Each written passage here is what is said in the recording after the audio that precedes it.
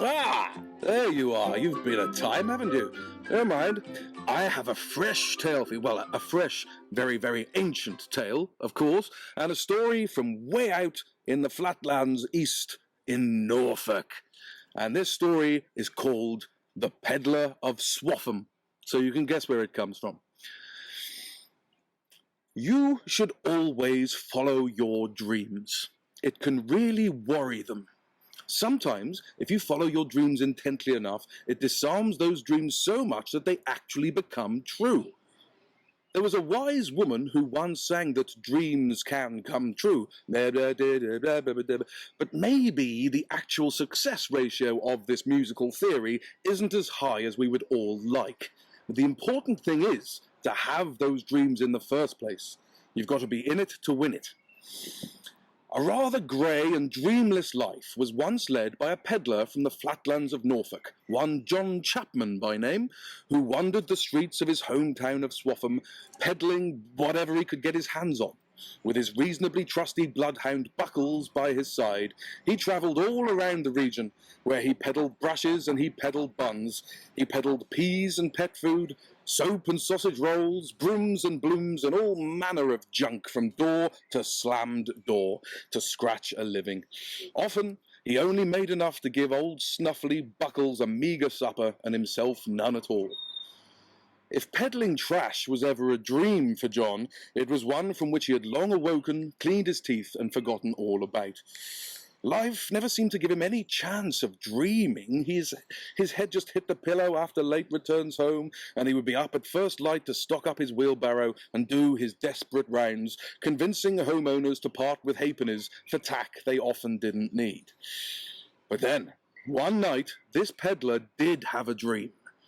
In this dream, a rattling at the window caused him to throw open the shutters, to behold a large white hart, a tall gleaming stag, tapping politely with his antlers.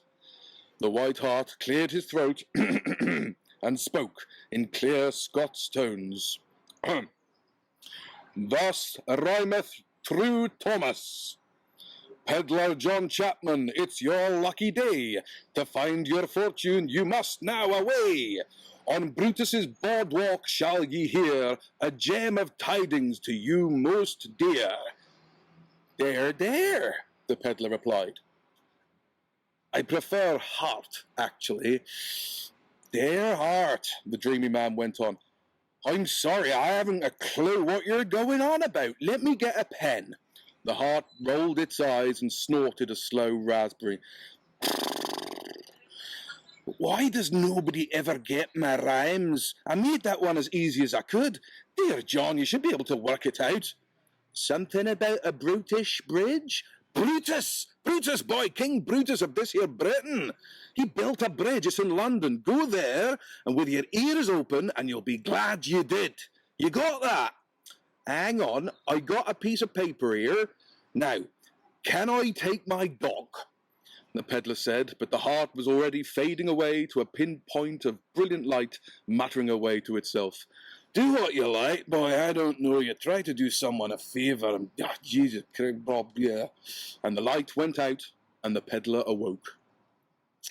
Go to London with your ears open was all John Chapman could recall the next day as he cleaned his teeth, a mantra to drive him on. He never remembered dreams. Perhaps this was finally the one he should act on. And so he filled his wheelbarrow and called, "Walkies, lots and lots of walkies," to old Buckles, and the two of them wended their way southwest to the bustling and pongy metropolis of London, John selling what tat he could on his way. The wheelbarrow was quite empty, apart from strewn orange peel and that Christmas cake he could never seem to shift, when they trundled their way onto London Bridge. This long-gone thoroughfare was crowded over with ancient houses, piled higgledy-piggledy on top of each other out over the oozing River Thames. It had been quite a pretty spot when Brutus and Eggnog had settled on it as a fine crossing for their city, but now the countrified peddler feared with every step that the whole thing could so easily be washed away out to sea at any given moment. He slunk around for an hour, then another hour. By now he'd taken to crying out things like, "My ears are open," and "The White Hart sent me," while Buckles howled to all the Cockney mutts. But in the madding crowds of London town, these were far from the strangest things to be heard hollered on the hour. "I'm not going to bloody Norfolk," a red-faced woman was crying to her husband as they hacked at clumps of fatty meat on their butcher's stall. "Norfolk?" the frustrated peddler piped up. "I'm from Norfolk, and it's absolutely beautiful, thank you very much. We have the widest skies and the friendliest folk." The woman turned to the peddler and blinked. "You may have goats that give forth treacle and trees heavy with salmon, for all I know, my lover duck, but it's very far away." "I know, I just walked it." "Cor, you poor soul." A hairy husband protested. "I'm just saying, True Thomas was someone always to be trusted, they reckon. Perhaps it's a sign." "Leonard," the wife laid down the law, "I am not going to travel the 50,000 furlongs to the flat end of the country just on the whim of a dream about a talking lump of venison. I got me orders to get out. Folk wants their meat." "A talking deer?" The peddler feigned mild interest while pinging with excitement inwardly. "Oh, Lord bless your blistered feet, sir. It was a daft dream about a bad poem. It went on and on somewhere along the lines of there being the fortune of all dreams to be found, it seems, under... Now, what was it? Under the old oak tree which stands outside the home of some peddler from Swaffham." "Swome? Swome? Swaffham? I'm sure it said Swome. Hard to tell with all the Scots going on, sir. Blah, blah, blah. You know what these dears are like. Now, how you doing for Scrag End?" No. Sorry," John Chapman replied with a wide grin. "I have no money and a long ride home.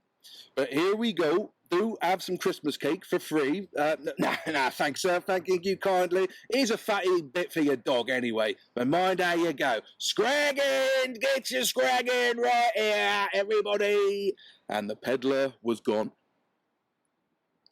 His luck already seemed in as he hitched a ride from a jolly vintner from King's Lynn, who loved Christmas cake and allowed the peddler many a tot of rough scrumpy as they clip-clopped north to Norfolk.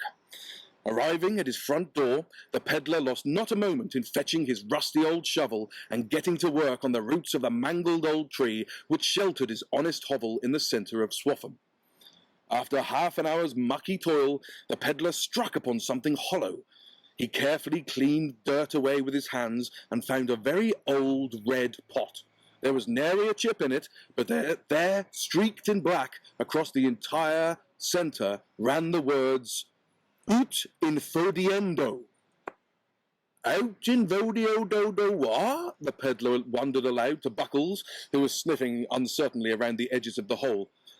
"What in the name of great Yarmouth is that all about, then? How much do you estimate this pot might be worth, Buckles?" Buckles whined a small doggy answer, which got the peddler no closer to wise, though he did have some idea. "Latin, that's what that is, I reckon," he cried, "and I know no more Latin than a Welsh rabbit knows Dutch. Hey-ho, that's dreams for you." And so the peddler put the old pot in his wheelbarrow and trundled his old way around the town. Eventually he trudged up to his parish church, St. Peter's and St. Paul's, where he was sadly hallooed by his local vicar, the Reverend Trefusis. The old church was in a terrible state, with saucepans and pots catching the rain which dripped from the holes in the roof of the north aisle. "Dear Pedlar Chapman, good to see you safe returned from that London. Lord be praised." "I see the roof still leaking, vicar," the peddler said. "Ah, if only our Lord could send us a decent spot of pitch to plug up the holes, that would be something," the Reverend Trefusis replied. "But as it is, I have to just watch his lovely house tumble down all around me. "I say, what's this we have here?" he cooed, picking up the old pot from the wheelbarrow. It's something of an antique, I think, Vicar, but I'm no expert. I'd say half a farthing to you, but I can't be taking money from God now, can I? If I at least knew what was written all over it, that would be... "Uken fodiendo," the vicar replied. "Oh, I can tell you that, my dear fellow. It says, 'Keep on digging.'" The peddler's jaw dropped. Buckles gave a little bark. The peddler thanked the vicar, turned to Buckles and said, "Amazing what a bit of book learning can do for you, eh?" And he trundled back to the old oak tree as fast as he could, and then he dug. He dug and he dug and he dug, but only a few inches deeper did he find it. A bag of jewels of every colour in the rainbow, and 100 glittering gold coins, as bright as the day that some desperate ancestor had buried them there in the Swaffham soil with an acorn for luck. John Chapman, the peddler of Swaffham, was not the kind of man to hush up or jealously guard his newfound luck and wealth. Once he'd established his business on a whole new level with a lovely shop on Swaffham High Street, he used a chunk of his lucky windfall to rebuild the north aisle of Swaffham Church, and still had plenty left over to do 1,000 good deeds with the rest of his long life. Buckles never had to howl for an old bone ever again. The peddler had no more dreams involving True Thomas, the wise but short-tempered poetic White Hart, but remained thankful to him for the rest of his days. And even long after he popped his clogs, the folk of Swaffham, in return, still felt so grateful to old John Chapman, they carved into the pews of St. Peter's and St. Paul's a little wooden effigy of the peddler and Buckles the dog, to remind all parishioners of the importance of following their dreams, no matter how weird they may sound. The end. See you soon.